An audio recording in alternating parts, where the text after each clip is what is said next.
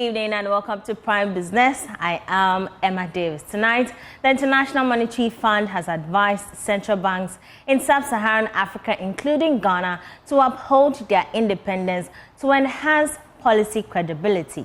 Highlighting the challenges of African economies, Managing Director of the IMF, Kristalina Georgieva, warned of the impact of embarking on premature policy rate cuts. She spoke at the ongoing 2024 IMF World Bank spring meetings in Davos.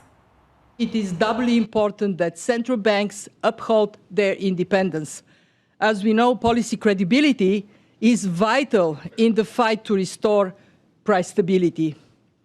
Where necessary, policymakers must resist calls for premature interest rate cuts, because premature easing can see new inflation surprises that may even necessitate a further bout of monetary tightening. And we have to recognize, on the other side, delaying too long could pour cold water on economic activity. Over the past couple of years, we at the Fund have been advocating for fiscal policy restraint, primarily to support central banks as they fight inflation. But now, a focus on fiscal policy is warranted on its own right. Why? Because fiscal buffers are exhausted and debt levels in most countries are simply too high. The cost of servicing debt is most painful in low-income countries. Their interest payments are set to average about 14% of government revenue, roughly double the level from 15 years ago. For most countries, the prospect of soft landing and strong labor markets mean there is no better time to act, to reach sustainable debt levels and build stronger buffers to cope with the shocks that will come in the future. And for a handful of countries already in that distress, restructuring may be a necessity. And there, the common framework that the G20 put together can help. Economist Professor Lord Mensah has expressed confidence Ghana will pass the review program by the IMF, which will send a positive signal to the investor community and to some extent improve the performance of the cedi. According to him, the success of the review will boost the country's credibility in terms of ensuring fiscal prudence. Speaking to Joy Business, Professor Mensah maintained Ghana will secure the $630 million disbursement. The quantums of monies that they are releasing into the economy, and I know very well that those monies will not do anything as far as the Ghanaian economy is concerned.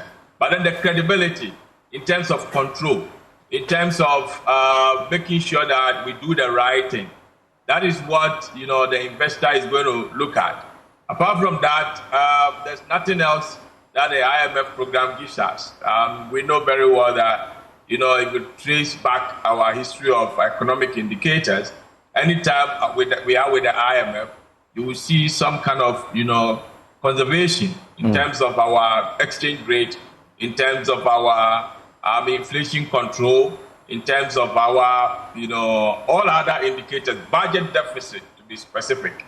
And that's what controls the borrowing and other things. And if you run across over the years, you will come to understand that, yes, historically, a typical Ghanaian economy, anytime they are with the IMF, we see all these indicators being tamed, other than not being with the IMF. So the investor is going to look at all this, and that is what is going to help, boost the economy again, winning the heart of the investor community.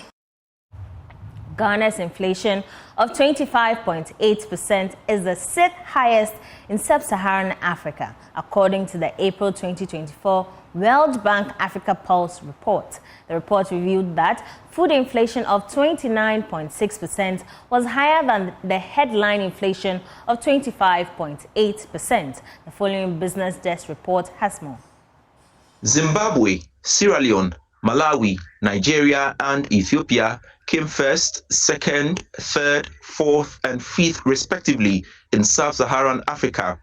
Inflation is an important economic indicator that impacts on all sectors of the economy.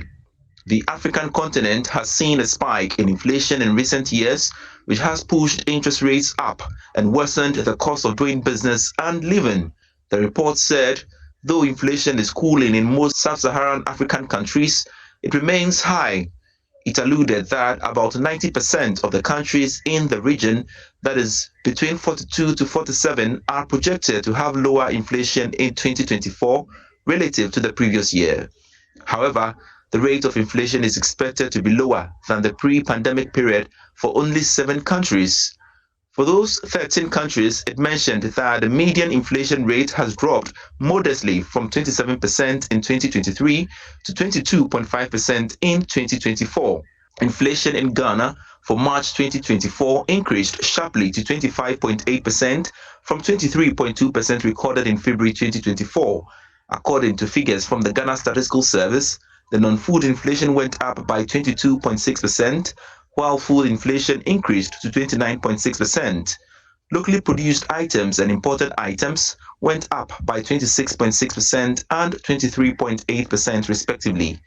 Food and non-alcoholic beverages, as well as transport, were identified as the contributors for the increase in the overall inflation for March 2024. Away from the fiscals, organizations and corporate institutions are being advised to invest in coaching services for their employees. With global revenue from coaching reaching $4.5 million, institutions in Ghana are being entreated to contribute to the development of the sector.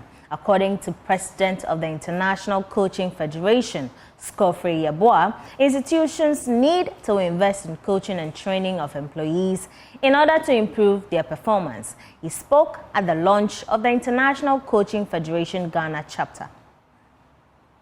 Reports by Global Matrix indicates that corporate bodies globally are making 788% return on investment through investment in executive coaching, thereby contributing to the $4.5 billion revenue being generated in the sector. It is against this background that the International Coaching Federation Ghana chapter believes Ghana can increase its contribution towards the development of the sector. According to the president of the ICF Ghana chapter, Scofrey Yeboah, corporate institutions must invest more into coaching sessions for employees to improve performance. If you consider the neuroscience benefit of coaching, where 2 people sit, a professional or an expert, through a thought-provoking exercise, invoke results, solutions, awareness, possibilities, potentials out of you. It goes to enhance your performance on everything you do. If an individual's performance is enhanced, it trickles down into a team. That is how come the team performance survey suggests that out of coaching, corporate bodies have earned 48% organizational performance. People have also garnered 788% of return on investment. This is how valuable coaching is to organizations that will consider it as an avenue to invest in. He also called on other practitioners to join the International Coaching Federation in order to develop the sector. I think the immediate thing is to support people who have interest in coaching or people who have already gone to other coaching schools to now have a sense of a community, because we have what we call continuous coaching education. If you don't belong to a coaching body, you cannot upgrade, because day in and day out, there are new researches, there are new statistics coming out, there are new surveys. If you don't belong to a body, you become like a blank knife. So it is one of the things we want to do for our coaches. The chapter will in the coming days sign a memorandum of understanding with the Ghana Institute of Management and Public Administration to make coaching available to both students and lecturers. Now, stakeholders in the aquaculture industry are calling on government to equip laboratories across the country with the necessary machines and equipment to prevent an outbreak of disease, just like what happened in 2018. Speaking to Joy Business, Senior Advisor for Fish Health Welfare at the Norwegian Veterinary Institute, Dr. Kujo Koficho, indicated that the current weak regulatory system needs to be strengthened to enhance the viability of laboratories across the country to withstand future shocks. The Norwegian Veterinary Institute, under the Focal Point for Aquaculture and Fish Development Program in Ghana, has trained 17 aquatic and environmental health lab technicians across West Africa. Senior Advisor for Fish Health Welfare at the Norwegian Veterinary Institute, Dr. Kujo Koficho, bemoaned the inadequate facilities available to the industry, affecting efficiency. Ghana, as a sovereign state, should be in position to understand that they cannot depend on donors all the time to do the very basic things that they need to do themselves for their survival. So if you've equipped your youth with understanding of their living environment, they should not be expecting anybody to do anything for you. About a week ago, we visited a facility at Amran here, where it's supposed to be a state industry for both training and then a commercial production. That's a very nice facility, but again, it lacks any proper laboratory to be able to diagnose disease situations. So again, empowering all the various labs in Koforidua, which is the hub of the industry because it affects the Kosovo enclave, Kumasi because of the ponds and all around, the Accra lab, and then this with the University of Ghana. I think if they are properly resourced, there should not be any reason why they will not be successful in the industry. And then these facilities too can also provide, because there are none in the West Africa sub-region. And that's why you have the Nigerian also here. So it can provide a useful service to the sub-region. Lead trainer, Professor Emeritus of the Norwegian School of Veterinary Medicine, Professor Dr. Trif Pope, expressed optimism about the future of Ghana's aquaculture. These should be spokespersons both for the fish and the fish health, and they should also be good at informing the farmers on what are really good farming procedures in order to keep the fish as healthy as possible. This is a great job, actually. Coming to Ghana and have very motivated and good students is always very interesting and very fun. So these are good people, and there is hope for the future, I think. Here are some beneficiaries of the training. I'm here to have the basic knowledge about histopathology and also gain more knowledge about disease diagnosis, because disease, however, has been a thing that has been reducing profitability of farmers and also causing several losses. So this is like a basic step in to be able to diagnose properly disease in fish. Training as a vet in University of Ghana, we were given an introductory phase, or I would say an introduction to histopathology, and then working on a project with FAO, that's the tilapia link project. I also had a chance to do this, but now we have two professors in histopathology come from the Norwegian Veterinary Institute and then the veterinary school in Oslo to take us through. So like we did this from scratch. So like now you really appreciate whatever that we did all those times and those subsequent events. So this, one, an eye-opener, and two, building on the knowledge that I already have.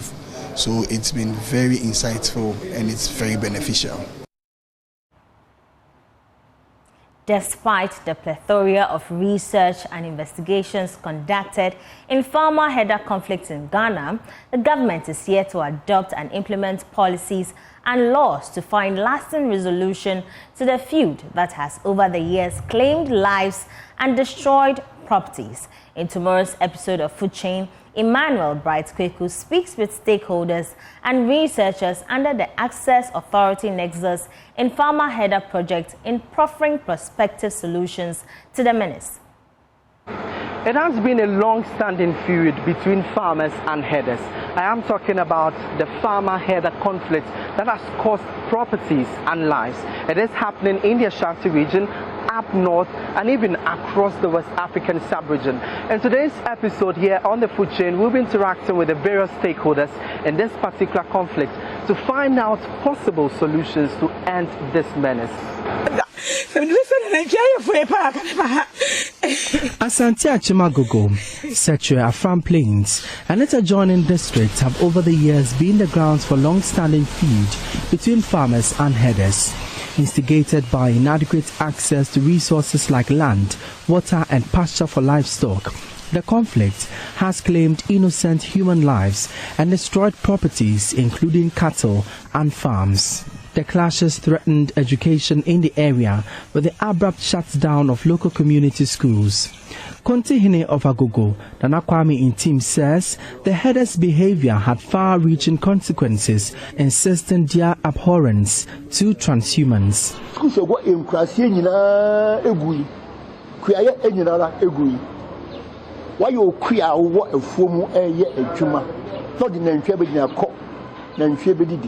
I said, I go home corner and send in tree, you can be. The batun and tree, oh, was him, Boko, men and show my idea con a beef. I want to tell you, Bibiada. You won't buy any, yes, your boy almost obeyed Piara and more. Frenini, a proud good new catch a protein or to Frenini, the infant Gokuno. I would go pray in India or Bagotaguni.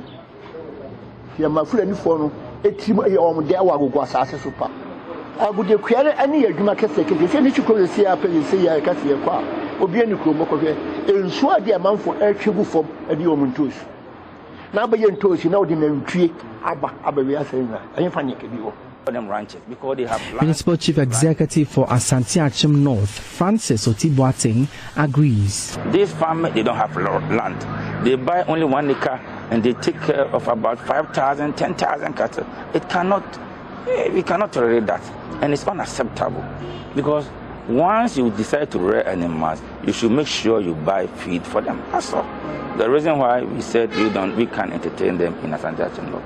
Secondly, they also, because of this, the practice that they are doing, which is not even legal, I think we should get a law that will prohibit free range of animal rearing in Ghana. The conflicts are not only peculiar in these communities in Ghana, they are old-age feuds spanning the entire West African sub-region.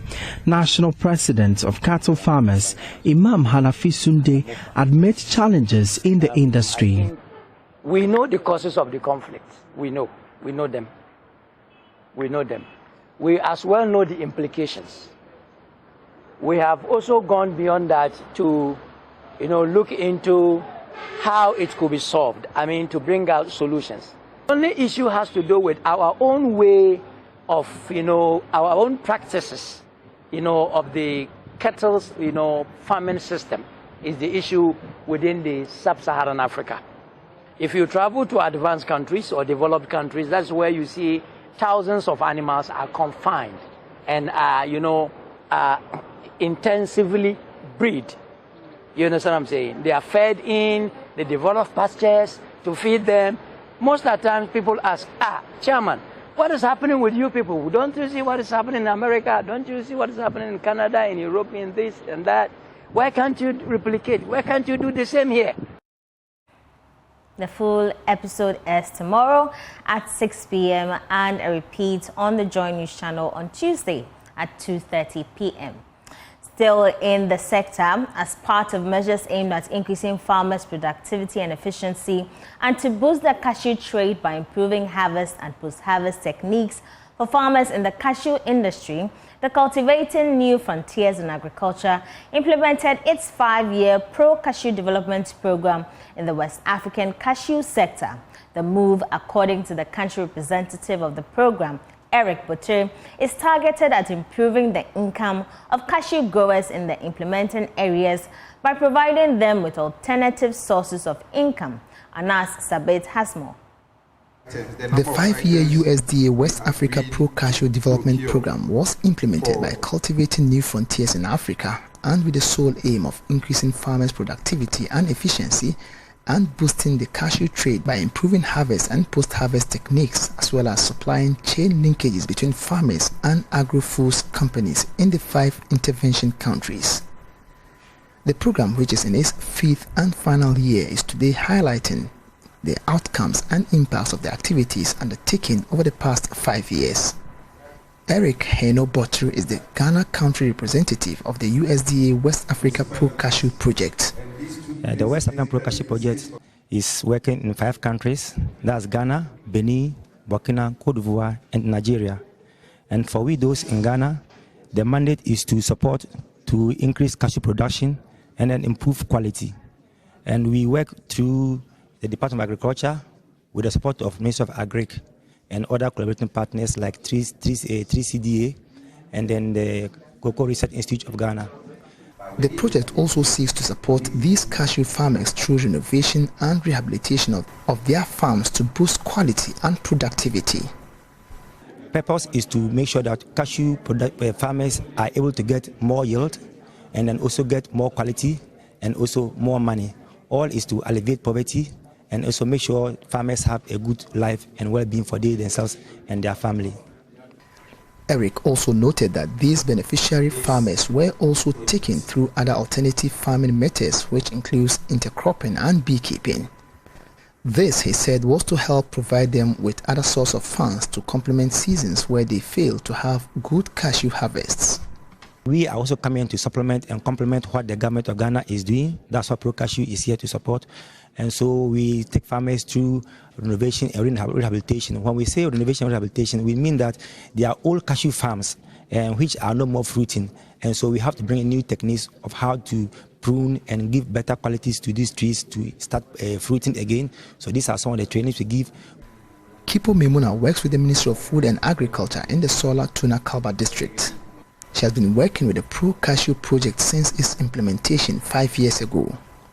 Memuna tells me the project has been beneficial to farmers within her district, adding that she has equally benefited from the various trainings implemented by Pro Cashew. This project has been beneficial to me, especially because I've learned a lot on cashew production from Pro Cashew, from new establishment, how to land preparation to post-harvest and marketing. I've learned a lot, and I think the farmers are also benefiting from it. Another beneficiary of the project, a farmer in the Bole Bamboy district, narrates how the new project helped in the prevention of bushfires in the area. I'm very thankful to Pro Cashew because they have already brought a lot of impacts to my life and to other farmers within that area. Because Pro Cashew has helped our farms this year to have low fire burn outage. I can say that most of our farms couldn't burn this year because of the training they have given to us. Municipal Director of Agriculture for Tano North, Godfred Ezena, on his part lauded the project, which he says helped in the growth of cashew in the district, but was quick to appeal for its continuity to enable more farmers benefit from the project. I think once Pro Cashew is in, it has really helped most of my farmers, and I would like it to continue, which is going to help my farmers in the district. Also present at the event are key stakeholders in the cashew value chain, including representatives from the Ministry of Food and Agriculture. Anna Sabit, Joy News, Sunyani. In our studios in Accra, I am Emma Davis. That's how we draw the curtains tonight. More business news, do log on to myjoyonline.com. Have a good evening.